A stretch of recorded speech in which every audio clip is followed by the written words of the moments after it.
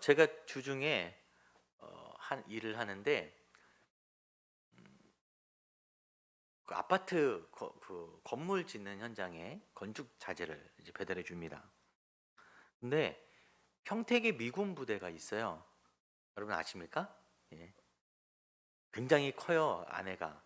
그 안에 건물을 짓고 있어서 그 건물 안으로 이제 차를 몰고 자재를 가지고 들어갈 일이 이번 주에 있었습니다. 혹시 미군 부대 들어가 보신 적 있으십니까? 예, 뭐 있는 분도 계시겠지만 그 땅은 우리나라 땅이 아니에요. 우리나라에 있는데. 그래서 남의 나라 땅입니다. 미국 땅처럼 여겨져요. 그래서 일단 들어가는 절차가 우리나라인데도 굉장히 복잡합니다. 초입에 건물이 있어요. 그 건물에 차를 대고 들어가면 사람들이 많이 기다리고 있고 번호표를 뽑고 기다려야 돼요. 한참을 기다려서 서류를 정말 많이 냅니다. 한 번 들어가려고 많이 내고 지문 등록도 하고 사진까지 이렇게 찍어요. 배달 한 번 가기 너무 힘든 거예요. 그리고 그럼 임시 방문증이 나와요. 그러면 내 주민등록증을 거기다 맡기고 나갈 때까지 맡기는 거예요. 운전면허증도 필요해요. 운전면허증은 무조건 가지고 있어야 돼요. 운전을 하려면 운전면허증을 몸에 갖고 있어야 된대요. 저희 나라랑 많이 다르죠? 굉장히 복잡한 절차를 마치고 이제 나와서 차를 몰고 안에가 넓으니까 공사 현장으로 들어가는데 저를 에스코트 해주러 오신 분이 계시거든요. 옆자리 같이 타셨는데 그분이 말하는 대로만 운전해야 되는 거예요. 답답해 죽겠더라고요. 속도도 몇 킬로, 건널목에서는 멈춰서 뭐 우선순위 너무 익숙하지 않은 거예요. 그분이 하라는 대로만 해야 돼요. 그리고 절대 차에서 내리면 안 된대요. 함부로 다니다가 헌병한테 잘못 만나면 실탄을 소지하고 있잖아요. 미군들은 총으로 쏴서 맞아 죽을 수 있다는 거예요. 처음에는 기분이 나빴어요. 이게 미국이라고 유세했더나 했는데 알고 보니까 테러가 워낙 많으니까 총기 사고가 많으니까 그런 부분에 민감하다 하더라고요. 괜히 돌아다니면은 테러하러 왔나 이렇게 여기는 경향이 있대요. 그 물건을 내리고 나올 때까지 오른쪽 차선으로 붙으세요. 그럼 붙어야 되고, 왼쪽 붙으세요. 붙어야 되고, 멈췄다 꺾으세요. 그럼 꺾어야 되고, 내 마음대로 할 수 있는 게 하나도 없어요. 너무 갑갑한 거예요. 시키는 대로만 해야 되는 게. 그래서 이제 배달을 하고 부대 정문을 빠져나올 때 그 몇 미터 차이를 빠져나가는데 나가자마자 제 안에 자유함이 살았다. 그 몇 미터 차이인데 고향이 온 것 같고 자유다 이런 마음이 들었어요. 평소에는 잘 몰랐는데 내 자유가 제한당하니까 너무 갑갑한 거예요. 자유가 참 소중하다는 것을 한번 느꼈습니다. 어, 모든 전 세계 사람들이 지금 가장 큰 관심을 두고 있는 이슈가 뭐냐면 일단 코로나도 있지만 우크라이나 전쟁 사태죠. 매일매일 전쟁 소식이 업데이트 될 때마다 가슴이 진짜 아파요. 근데 또 한편으로는 많은 걸 느끼는데 뭐 대통령을 위시해서 모든 국민들, 해외에서 활동하던 운동선수들, 뭐 다른 사람들도 다 자기 고향에 가서 싸우겠다라고 들어가서 이미 죽은 사람들도 있고 대단하더라고요. 남녀를 불문하고 무장을 하고 탱크를 막고 목숨을 내어놓으면서도 그들이 절대 포기하지 않는 이유가 뭐죠? 자유 때문이에요. 자유. 자유가 진짜 대단한 거구나. 여러분, 저희 나라도 일제강점기라는 굉장히 아픈 역사가 있어요. 그때 유관순 열사께서 남기신 말씀이 있어요. 내 손톱이 빠져나가고 내 귀와 코가 잘리고 내 손과 다리가 부러져도 그 고통은 이길 수 있는데 나라를 잃어버린 고통만은 견딜 수가 없다. 여러분, 자유라는 것은 인간에게 있어서 굉장히 중요한 가치이고 어떨 때는 목숨보다 더, 상황에 따라서는 목숨보다 더 중요한 가치가 자유라는 거죠. 그래서 오늘은 이 자유에 관한 이야기를 해보고자 합니다. 질문 하나 드릴게요. 여러분은 스스로 자유하다 생각하십니까? 자유하세요? 너무 질문이 포괄적이죠? 오늘 말씀이 진행되면서 한번 곰곰이 생각해 보시기 바래요. 나는 정말 자유한 사람인가? 오늘 말씀으로 들어갈 때 예수님이 이렇게 선포하세요. 진리를 알지니 진리가 너희를 자유케 하리라. 굉장히 유명한 말씀. 이런 현수막 많이 보셨죠? 이렇게 편말 많이 보셨을 거예요. 진리가 너희를 자유롭게 하리라. 여러분, 여기서 진리가 뭡니까? 요한복음에서 말하는 진리는 항상 오직 한 분 예수 그리스도를 말합니다. 예수님은 자유케 하시는 분이세요. 포로된 자에게 자유를 주시고 눈먼 자에게 다시 보기함을 주시고 눌린 자를 자유롭게 하시는 예수님은 우리를 자유롭게 하시는 분입니다. 근데 그 앞에 붙는 조건이 있어요. 뭘 알아야 돼요?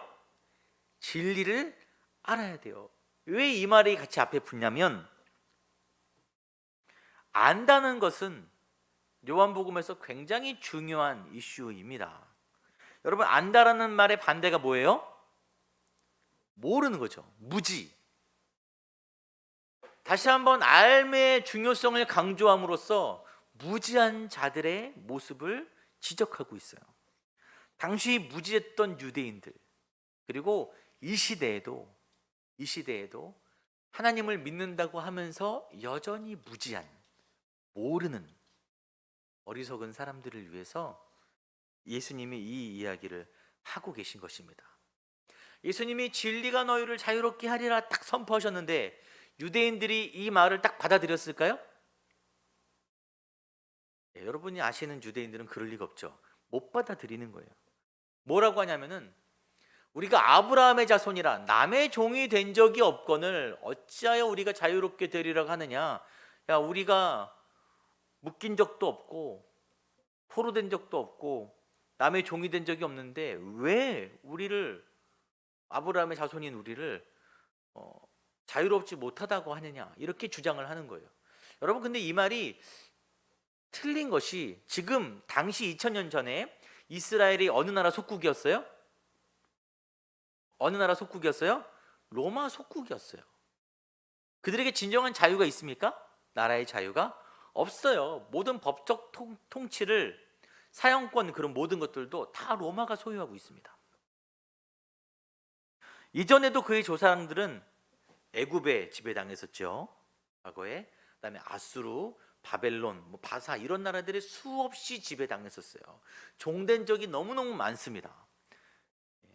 그런데 왜 우리는 종된 적이 없고 자유를 빼앗긴 적이 없다라고 말하냐면 그들이 한 말을 자세히 봐야 돼요. 우리는 아브라함의 자손이라. 이스라엘 사람들이 이 말을 할 때는 굉장히 자긍심을 가지고 합니다. 우리는 택한 백성 아브라함의 후손이다. 정치적인 억압 때문에 나라가 빼앗겼을지언정 택한 백성 이스라엘, 하나님과 우리와의 관계, 너희들은 다 이방 사람들이지 하나님과 우리와의 관계는 끊어지지 않아. 정치적으로는, 사회적으로는 종됐을지언정 우리의 신앙과 정신은 한 번도 자유하지 않은 적이 없다. 이런 말이에요. 되게 숭고하고 그럴싸하게 들리는데 이게 그들의 어떤 모습을 말해주냐면은 선민의식을 말해주는 거예요. 우리는 특별한 민족, 아브라함의 자손의 민족이다. 그들이 이렇게 지금 얘기하고 있는 이유는 예수님이 말씀하신 자유가 뭔지 모르기 때문이에요. 지금 예수님이 무슨 말 하시는지 모르는 거예요. 여러분들 요한복음에서 유대인들의 특징은 모른다는 것입니다. 몰라요. 빛이 어둠에 비치되 어둠이 깨닫지 못하고, 연회장은 물이 포도주가 됐는데 어디서 이 포도주가 났는지 알지 못하고, 예수님이 니고데모에게 말씀하시되 너는 이스라엘의 선생으로서 이러한 것들을 왜 알지 못하느냐. 유대인들은 모르는 거예요. 무지함. 예수님께서 자유를 선포하신 것은 정치적인 것도 아니고 민족적, 종교적인 것도 아니에요.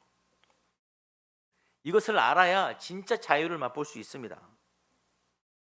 일단 유대인들이 우리는 아브라함의 혈연적 자손이기 때문에 자유하다라는 그런 말에 반박하지 않으세요. 사실 아브라함의 혈통이 맞으니까. 하지만 예수님이 말씀하시는 것은 30절에 같이 읽겠습니다. 시작. 예수께서 이르시되 너희가 아브라함의 자손이면 아브라함이 행한 일들을 할 것이거늘. 너희가 아브라함의 자손이라고 말하느냐? 아브라함의 자손이면 아브라함처럼 행해야 되는데 너희가 지금 그러고 있느냐라고 말하는 거죠. 여러분 아브라함은 자기가 행한 그 행함으로 의롭다 하심을 얻었어요. 물론 그 행함 때문이 아니지만 행함 뒤에 있는 믿음 때문이죠. 아브라함의 행한 일들이 대표적으로 뭐냐면 본토 아비집을 떠나라.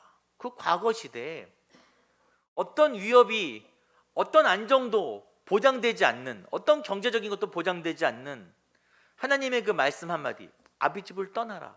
그 말씀에 아멘으로 순종하고 식솔들을 이끌고 타지로 떠나는 거예요. 갈 바를 알지도 못하고 어디로 갈지도 알지 못하고 떠나는 거. 여러분 이거 믿음 없이는 안 되는 거죠.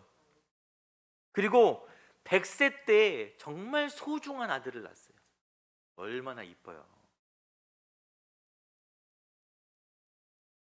근데 하나님께서 뭐라 그러시죠? 그 아들 이삭을 나에게 바치라. 여러분 이거 정말 미치고 환장하는 일인 것입니다. 근데 아브라함이 고뇌하지만 결국 그 아들을 하나님께 바치려고, 실제로 바치려고 합니다. 다시 살리리라는 믿음이 그 안에 있었기 때문이죠. 이렇듯 은혜에 매여서 하나님께 믿음으로 순종한 그의 믿음으로 말미암아 그는 의인이다라고 신약 성경에서도 아브라함을 평가하고 있어요. 근데 유대인들은 아브라함의 그런 행위를 따라하고 있느냐? 아닌 거죠. 심지어는 그들이 소중하게 여기는 율법보다 뭐가 더 중요하냐? 자기 기득권이 더 중요해요. 내 이권이 더 중요합니다. 내 명예가 더 중요해요. 그래서 자기 입맛에 맞게 율법을 해석하고 적용하는 거예요. 지난번에 가늠하다 잡힌 여인이 왔는데 누구만 끌려왔어요? 누구만 끌려왔어요? 여인만 끌려왔어요. 남자는 안 끌려오고 율법을 자기 구미에 맞게 해석하는 것입니다. 남자는 간음에도 벗어나는 거예요. 그 징계에서.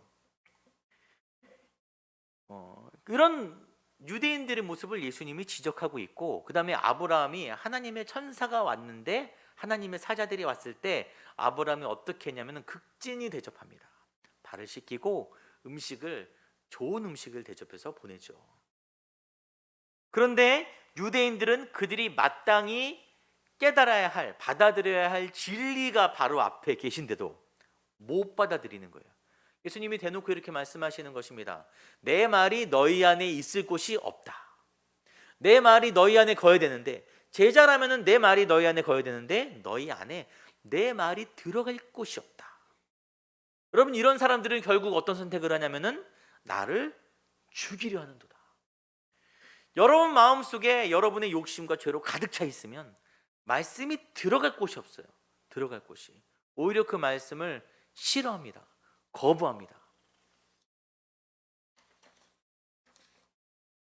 자, 이제 오늘 우리가 얘기하고자 하는 자유에 대해서 이제 우리가 쭉 들어가 봐야 되는데, 참 자유라는 말이 어렵긴 합니다. 제가 한 가지 물어볼게요. 예수를 믿는 것과 예수를 믿지 않는 것, 둘 중에 뭐가 더 자유하다 생각하세요? 그렇죠. 네. 네. 그렇죠. 교회를 다니면 일단 하지 말아야 할 것들이 굉장히 많죠.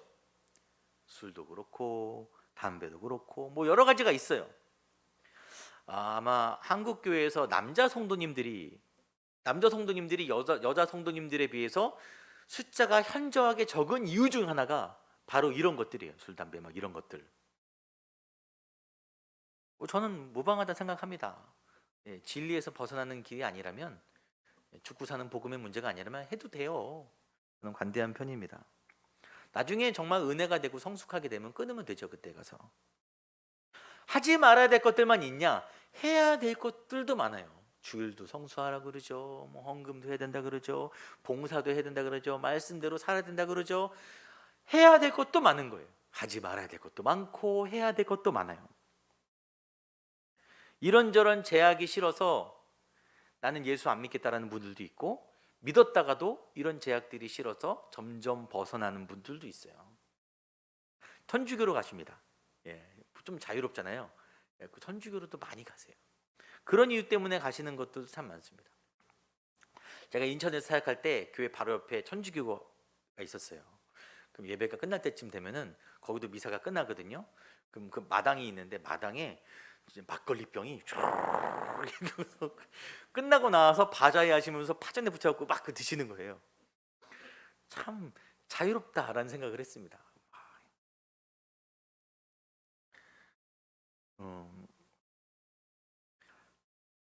자, 근데 이거는 교회 안의 문제고, 자, 그럼 내가 교회 안에서 내 마음대로 살 때, 죄도 많이 짓잖아요. 죄를 짓고 막 살 때 그것이 자유하냐? 라고 생각을 해봐야 되는 거예요. 그건 정말 자유인가? 창세기에서 가인이 아벨이 너무 미웠어요. 내 제사를 하나님이 안 받아주시고 아벨만 받아주시는 거예요. 그래서 죽일 만큼, 죽이고 싶을 만큼 아벨을 이기고 싶었습니다. 욕망이 차올랐어요. 그때 하나님 말씀이 뭐냐면은, 죄가 너를 원하나 너는 죄를 다스리라. 그가 죄를 원한 게 아니라 누가 누구를 원해요? 죄가 너를 원한다. 여러분, 내가 죄를 짓는 게 아니라 죄가 나를 붙들고 있는 것입니다. 그렇게 생각하세요? 그 증거가 뭐냐면 만약에 죄를 내가 원해서 짓고 나에게 주도권이 있으면 언제든지 내려놓을 수 있어야 돼요. 막 즐기다가 내가 원하는데 이거 아닌 것 같아요. 딱 버릴 수 있어야 돼요. 근데 그렇게 되나요? 안 돼요. 안 돼요. 하차할 수 없습니다. 기고지세, 호랑이 등에 탄 것처럼 멈출 수가 없어요. 이것을 죄의 확장성이라고 저희가 지난번 다윗 이야기를 하면서 했어요. 확장성과 함께 죄의 폭력, 파괴성으로 점점 내 주위의 것들이 파괴됩니다. 죄로 말미암아. 유대인들 역시 자기들의 욕망과 기득권을 끝까지 놓지 않는 거예요. 어떤 선택을 할 만큼? 예수님을 죽일 만큼 포기치 않는 것입니다. 멈추지 않아요. 그래서 예수님은 자유함에, 무엇에 대한 자유함인가를 정확히 말씀하시는데 34절에 진실로 진실로 너에게 이르노니 죄를 범하는 자마다 죄의 종이다. 너희가 죄의 종이다. 아담 이후 종노릇하게 된 모든 인류의 비참한 상태가 죄의 노예인 것입니다. 예수님이 이 땅에 자유를 선포하기 위해서 오셨는데 그 자유는 이 죄와 사망으로부터, 여러분 죄를 죄에 묶여 있으면 어디로 끌려가냐? 사망으로 끌려가요. 여러분, 고기잡이 배를 타시는 분들이 제일 무서운 게 그물에 발이 엮이는 거예요. 얼마 전에도 그런 사고가 났더라고요. 그물을 내리다가 그물 줄이 발이 엮이면은 물속으로 같이 들어가는 거예요. 죄가 그렇습니다. 죄가 나를 사로잡으면은 꼭 나를 어두운 곳으로 끌고 내려갑니다. 죽음, 사망까지. 예수님은 그런 죄로부터 우리를 자유하게 하기 위해서 이 땅에 오셨어요. 근데 여기서 우리가 자유에 대해서 오해하는 부분이 있는데, 일단 자유라는 말 자체가 그렇습니다. 내 마음대로 할 수 있는 것이 자유인 것 같잖아요. 그렇잖아요. 근데 심리학자들이 얘기할 때 완전한 자유는 오히려 두려움을 가져온다 그래요. 왜 그럴까요? 온전한 자유는 그 선택에 대한 책임을 다 누가 져야 돼요? 내가 오롯이 져야 돼요. 여러분, 제가 미군 부대에 있다가 나왔을 때 자유함을 느꼈죠. 하지만 나와서 내 마음대로 할 수 있는 건 아니에요. 대한민국 법이 나를 또 다스립니다. 하지만 내가 그 안에서 자유함을 느끼는 거예요. 여러분, 가끔 나라를 잃어버린 사람들 있죠. 나라가 망하거나 해갖고 없어진 사람들, 그 사람들을 자유롭다고 우리가 말하나요? 아니죠. 안타깝게 여기죠. 왜냐하면 그들의 모든 선택을 보호해 줄 것이 없기 때문에. 여러분, 우리를 보호해 주는 그 테두리 안에서 우리가 누리는 자유가 진짜 자유지, 그걸 벗어나면 너무 두려운 거예요. 야생의 세계. 성경 역시 그런 자유를 얘기하진 않아요. 23절에 예수님이 이런 말씀을 하세요. 나는 위에서 났고 너희는 아래에서 났다. 나는 위에서 났고 너는 아래에서 났다. 여러분은 위에서 나셨습니까? 아래에서 나셨습니까? 소진이 있게 한번 대답해 보시죠. 위다. 아니, 아래다. 어렵죠? 지금 뭘 해야 될지 지금 모르시겠는데, 여러분, 우리는 위에서 났어요. 예수 그리스도께서 육체로 오신 것을 시인하는 영마다 누구에게 속했어요? 하나님께 속했어요. 우리는 육으로 처음에 났을지언정 예수 그리스도를 주로 시인하는 순간 하나님께 속한 영으로 새로 태어난, 위로 태어난 새로운 사람이 되었습니다. 위로부터 난 자들이에요. 여러분, 아래로부터 난 사람들, 땅에 거하는 사람들, 여러분, 우리 지구 땅에는 뭐가 작용하고 있죠? 어떤 힘이? 만유인력의 법칙이 작용하고 있어요. 중력이 작용하고 있습니다. 우리는 모두 중력의 영향권 아래에 있어요. 물건을 떨어뜨리는. 우리 몸무게도 사실은 중력 때문이죠. 여러분이 많이 먹어서 그런 게 아니에요. 중력 때문입니다. 네. 내가 어디에 속했냐, 내가 위에 속했냐 아래에 속했냐는 것은 내가 속한 곳의 힘에 이끌림 받는 삶을 산다는 것입니다. 아래에서 난 자들은 중력이 우리를 끌어내리는 것처럼 죄에 매여 사는 거예요. 죄에 이끌림 받아 사는 사람들. 반면에 위에서 새롭게 난 자들은 진리, 그리스도의 사랑에 매여서 사는 사람들입니다. 그 사랑에 매여서. 여러분, 제가 신앙생활에서 삶에 대한 강조를 꽤 많이 하는 편입니다. 여러분, 부담스러우시겠지만 그 정말 필요해요. 이렇게 살아야 합니다. 그리스도인들은 빛과 소금이 되어야 됩니다. 라는 말을 하는데, 신앙생활에서 정말 핵심은 어떻게 살아야 하느냐보다 더 중요한 핵심이 뭐냐면 어디에 속했느냐는 거예요. 너는 위에 속했느냐? 너는 아래에 속했느냐? 이것이 더 먼저인 것입니다. 그 신앙생활을 어떤 분들은 소속의 싸움이라 하더라고요. 너는 어디 소속이냐? 땅에 속한 자냐? 하늘에 속한 자냐? 내가 어디 소속되어 있는지 확실하게 드러나는 증거가 뭐냐? 내가 어디에 매여 있느냐를 보면 아는 거예요. 내가 죄에 매여 살면 죄에 속한 자가인 거고, 은혜에 매여 살고 성령에 매여 살면 하늘에 속한 자가 되는 것입니다.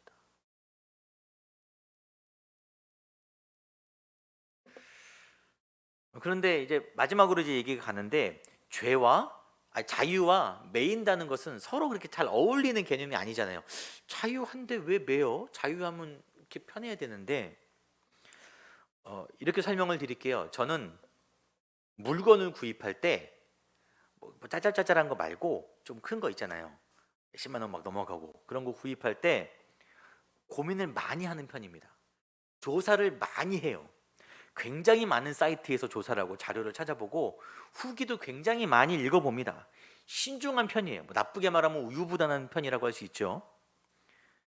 시간이 굉장히 많이 걸려요. 그래서 저희 교회도 데스크탑을 한 대 사려고 하는데 지금 얼만큼 고민하고 있냐? 반년째 고민하고 있어요. 네, 제가 진짜 우유부단합니다. 사면 되는데 반년째 제 마음속에 항상 핸드폰을 켜고 데스크탑을 검색하고 있어요. 항상 반년 내내 지금 그러고 있습니다.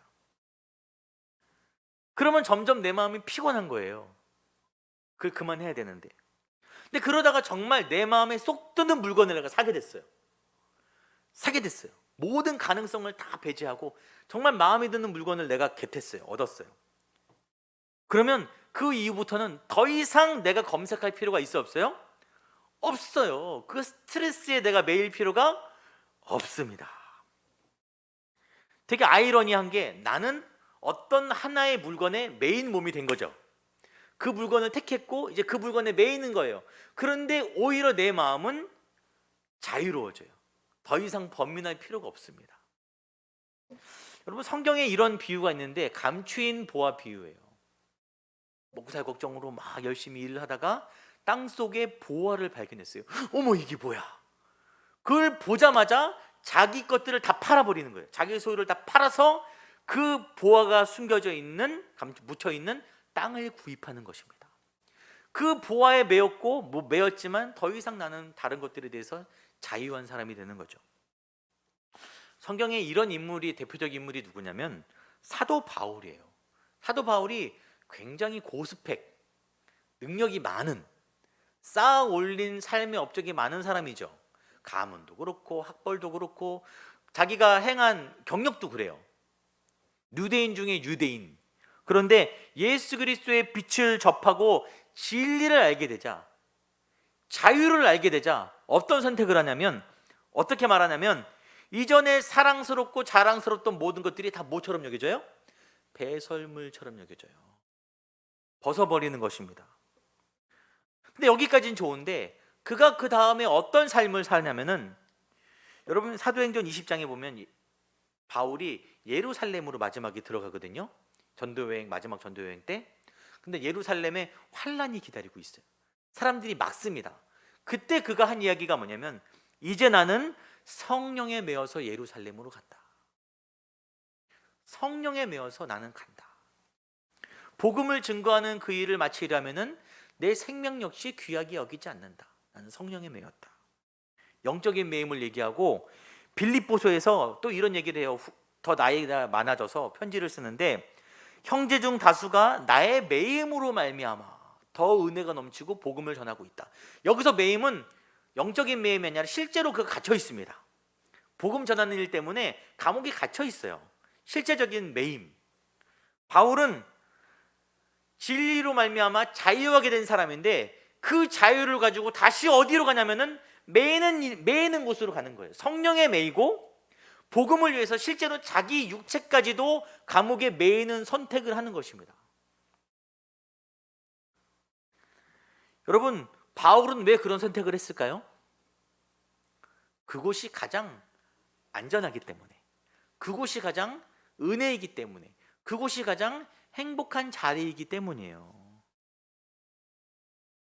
여러분 내 생각에 매이고 죄에 매이면 죄가 나를 주장하고 내가 나를 책임져야 되지만 하나님께 매이면, 은혜에 매이고 성령에 매이면 하나님이 나를 책임져 주시는 것입니다. 여러분 저희가 사순절 계속 지나고 있는데 여러분이 이 기간 동안 예수님이 주시는 자유, 죄로부터 정말 자유한 마음, 얼마나 나를 올가매고 넘어뜨리려고 합니까? 나를 정죄하고 그 마음으로부터 일단 자유해지시길 바라고 그 자유한 마음을 가지고 다시 은혜에 매이는 자들이 되기를 소망합니다. 그렇게 매일 때 내 삶의 안전벨트처럼 하나님께서 나를 붙들어 주시고 인도해 주실 거예요. 그 기쁨의 매임이 우리 삶에 충만하게 넘치기를 소망합니다.